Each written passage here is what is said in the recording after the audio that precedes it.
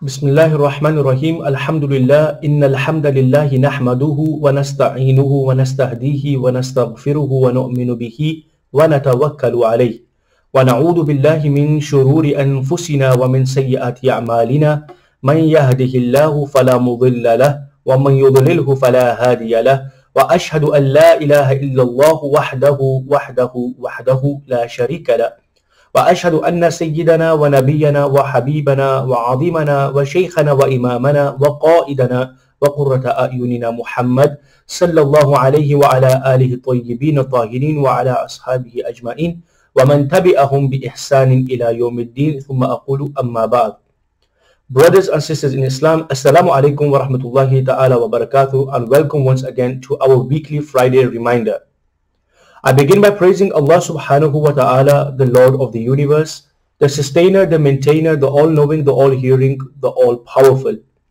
Peace, blessings and salutations be upon our noble messenger, our noble master, the first one, the last one, the most beloved one, the most perfected of individuals, the one who perfected his inner self, his outer self, the seal of all prophets, the final of all prophets, the leader of all prophets, none other than our noble messenger and master, Sayyiduna wa Nabiyuna Muhammad sallallahu alayhi wasallam. Peace and blessings be upon his noble family, his Ahlul Bayt. Peace and blessings be upon his righteous companions, the Sahaba, and all those who follow their path till the day of judgment. Ameen. We begin by thanking Allah subhanahu wa ta'ala for granting us the day of Eid once again, for verily the day of Eid is the day of Jumu'ah is a day of Eid for the believers, a day on which the mercy of Allah subhanahu wa ta'ala, the grace, the blessings of Allah subhanahu wa ta'ala, it encompasses us from all angles, and it's important for us to really understand the blessings, the benefits, the wisdoms of this day and try to benefit from them. Alhamdulillah, Allah subhanahu wa ta'ala has given us this opportunity again, the best of days on which the sun has risen, an opportunity for all of us to listen to a reminder in order to enhance and improve our own life, the life of the people around us, including our parents, our children, our friends and families, and the wider congregation. During these difficult times, I begin by asking Allah subhanahu wa ta'ala to shower his utmost mercy and blessings upon all of humanity. And whilst the COVID pandemic is getting more and more increasingly dangerous, it's important for each and every single one of us to pray for one another. We pray Allah subhanahu wa ta'ala, he safeguards and protects each and every single one of us. And we need to ensure that we are doing our rightful duty, our moral, religious, social obligation to make sure that all the precautionary measures, including the lockdown measures which are taking place, we abide by them, so we protect not only ourselves, we keep ourselves safe and those people who are around us safe also. We may not be vulnerable, but there are many people who are suffering from various medical conditions, people who are vulnerable in terms of the age category. So it's important for us to protect them, continuously wash our hands, remain socially distanced from one another, and abide by all of the rules and regulations. And inshallah, Allah subhanahu wa ta'ala, he will allow this calamity, this difficulty to overcome us in a very quick period of time and allow this patience during these difficult and challenging times. Ameen, ameen, and ameen. The title of today's reminder is a very important topic, the concept of worldly distractions and how this has an implementation on our focus and how often these worldly distractions are the primary cause for us to completely lose focus in why we were actually created by Allah subhanahu wa ta'ala. And we know very clearly, Allah says in the Quran that we did not create the mankind and the jinn kind except that they worship Allah subhanahu wa ta'ala. These worldly distractions, it's not something new that they have caused people to forget about Allah subhanahu wa ta'ala and a difference against them. And it's not new that the man or insan, human, has been attracted to these worldly or these material gains. In our lives, it's very difficult for us to escape from the quest of these material gains.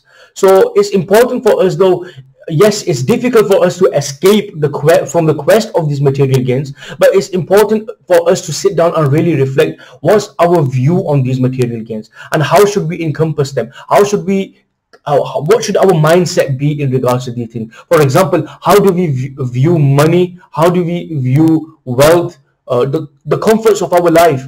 Should they be our primary objectives within our life? Should they be the primary purpose of our existence? Should they be the primary motive of us waking up every single morning? Or how should we use them? Are these things that bring us closer to achieve the pleasure of Allah subhanahu wa ta'ala? Does acquiring wealth make it easy for us to get a closer relationship and attachment to Allah subhanahu wa ta'ala? Or does it protect us? Or does it protect us from these things? Or does it distract us from the main purposes within our life? Allah subhanahu wa ta'ala, He gives us a very clear warning in the Quran in Surah 63 verse 9 when He says, Bismillahir Rahmanir Rahim, Ya ayyuhalladhina amanu la tulhikum amwalukum wa la awladukum an dhikrillah wa man yaf'al dhalika fa ulaika humul khasirun. Allah subhanahu wa ta'ala says, O believers, O you who have believed, don't let your wealth, amwalukum, your wealth, wa la awladukum, and do not let your children, tulhikum, don't let them divert you an dhikrillah. Allah subhanahu wa ta'ala says that, O believers, don't let your wealth and your children divert you from the remembrance of Allah subhanahu wa ta'ala. وَمَنْ يَفْعَلْ ذَلِكَ, whoever does this, meaning whoever does that, he allows his children and his wealth and the material gains or the destruction of this worldly life, he allows them to divert a person away from the remembrance of Allah subhanahu wa ta'ala. Allah subhanahu wa ta'ala says, فَأُولَٰئِكَ هُمُ الْخَاسِرُونَ, then those are the losers. So Allah subhanahu wa ta'ala has very clearly stated to us, He has very clearly informed us what are the causes for a person to become a loser, a person whose iman becomes weak and he disconnects and he disattaches himself to the religion and the primary purpose of our existence, which is none other than recognition and worship of Allah subhanahu wa ta'ala. This is not something new though. If you look at this concept of materialism or this attraction towards worldly pleasures, consumerism, this has been the cause for the downfall of man from the very, very beginning. If you look at the very beginning of times, human history, you were to analyze it, people have always been attracted to these worldly materialistic gains and the materialistic world to such an extent it has caused distractions for them and it takes the focus away from the primary objective of our life. Many people have shown this through their attachment to land. Many people have always had this cultural norms and values play a very important role in how the concept of materialism and consumerism, it differs from place to place. You know, for some people, land, physical land and being the owner of land is a goal or a distraction. For other people, it's wealth and having a large balance, many properties. For other people, it's having many wives and many children. For other people, it's the concept of honor and pride and arrogance or power. And these are all things that are used that we measure happiness upon them. We measure happiness in terms of how much of these things we have, how much money we have, how much land we have, how many properties we have, what type of car we have, and what is our position at work, what is our position within our family, what is our position within our community. The higher the position, the higher a person is. But Allah subhanahu wa ta'ala, He very, very clearly informs us in a very thoughtful and provoking hadith, mindful hadith that each and every single one of us should really think about. In Sahih al-Bukhari, the Prophet sallallahu alaihi wasallam said that if the son of Adam had a valley of gold, imagine this for a moment. In today's day and age, 1 tola of gold, tola is a measurement of gold, is approximately 350 to 400 pounds within UK, within the United Kingdom. And this measurement is something which is well known among South Asian Muslims. 1 tola of gold is about 400 pounds in today's day and age. The Prophet ﷺ said, if the son of Adam, i.e. Ibn Adam is all of us, we are all the sons of Adam, we are all the descendants of Adam. If he had a valley of gold, it would not be enough for him. He would still want to have 2 valleys, and nothing fills his mouth but the dust of the grave, yet Allah will accept whoever repents to Him. There are many, many lessons and conclusions we can derive from this beautiful hadith of the Prophet sallallahu alaihi wasallam. that if the son of Adam, one full valley of gold he has is still not enough of him, not enough for him, he will still demand another valley.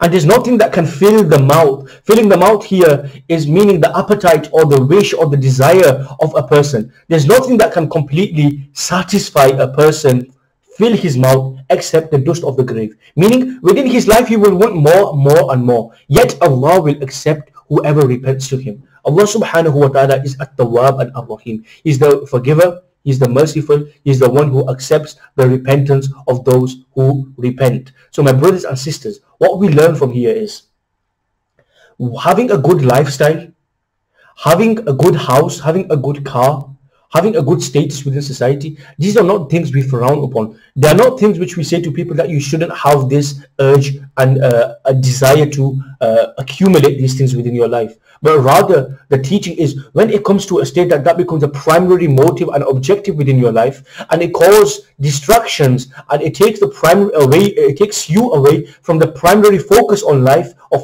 that's when it becomes problematic. Because this greed, this hunger, this desire for more and more, it increases to such an extent that the society, the community, it ends up in jeopardy, it ends up in fitna, and it ends up in chaos and havoc. And that's why it's not surprising to us whatsoever that how many times do we hear stories within our society that the siblings who were brought up by the same mother and the same father in the same household by the same parents, that the mother is the same, the father is the same.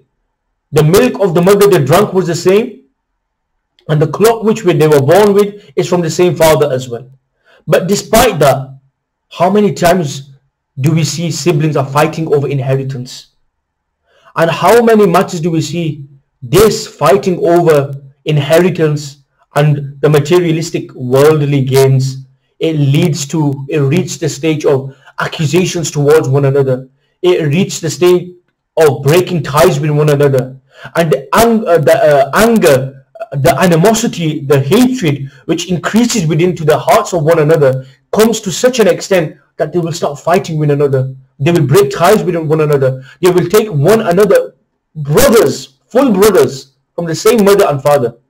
They will take them to the courts. And how many times it's resulted in wars, hatred, and that that seed which is rooted within hatred, it's planted within the generations to come. That not just that generation, but the generations to come, they have a very negative perception, a very pessimistic view of that family. And these debates go on, these fights go on. And in many, many occasions we have witnessed murders and bigger issues because of these things. The reason for that is because this concept of materialism or consumerism, being attracted or trying to accumulate all the wealth of this world, what does it do? It causes us to lose our sense of mercy. It causes us to lose our sense of ihsan, compassion, the beauty of Islam. And this is what it takes us to a path to those things which is opposite to what the Prophet sallallahu alaihi wasallam he taught us and what Islam calls us towards. The Prophet sallallahu alaihi wasallam he said in a very beautiful hadith, "Inni faratun lakum wa ana shahidun alaykum wa inni wallahi la anzuru ila hawdi al-ana wa inni utitu mafatiha khaza'in al-ard aw mafatih al-ard wa inni wallahi ma akhafu alaykum an tushriku ba'di walakin akhafu alaykum an tanafasu fiha." Or kama qala alayhi salatu wassalam. And what's linked to today's subject matter is that the Prophet sallallahu alaihi wasallam said, "Wa inni wallahi ma akhafu alaykum an tushriku ba'di." And by Allah, indeed, by Allah, I do not fear upon you, or I do not fear for you, i.e. the ummah, that you will commit shirk after me. وَلَكِنْ أَخَافُ عَلَيْكُمْ أَن تَنَافَسُوا فِيهَا. But what I do fear for you is that you will be lost in the world and the worldly pleasures and the materialistic gains. The Prophet sallallahu alaihi wasallam, he made this very clear in his famous hadith. In this very beautiful hadith, the Prophet sallallahu alaihi wasallam, when he went out and he offered the funeral prayers of the martyrs of Uhud, that he went onto his pulpit his member, and he said that I will pave the way for you as your predecessor, and I will be a witness on you. By Allah, I see my Kawthar just now, and I have been given the keys to all the treasures of this earth. I am not afraid that you will worship others alongside Allah after I leave this world, but I am afraid that you will fight one another for the worldly things. My brothers and sisters, this type of intention, or this type of attachment to this worldly gain, it causes havoc, it causes destruction within family. The true wealth is that wealth which leads to a life of nobility, a life of purity. It purifies our hearts and it purifies our souls. For verily, wealth or richness is having itmi'nanul qalb, the contentment, the tranquility, the peace and happiness of the heart.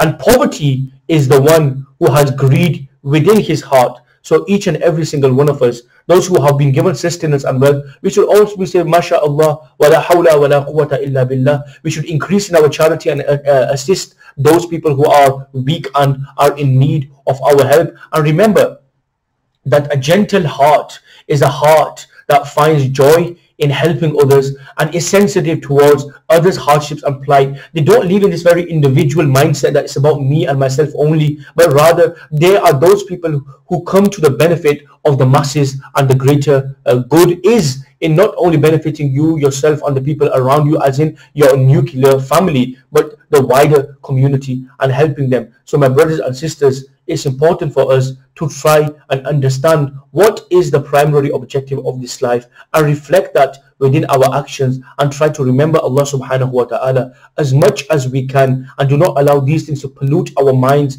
to pollute our hearts and our souls, to build greed and arrogance and ignorance and rage and animosity and hatred within us. But rather, the true wealth, it brings nobility and purity to the mind, heart and soul. I pray Allah subhanahu wa ta'ala, He makes us from the pious predecessors, and He allows us to act upon the teachings of Sayyiduna Rasulullah sallallahu alayhi wa alihi wa sallam. Ameen. أقول قولي هذا واستغفر الله لي ولكم وما علي إلا البلاغ.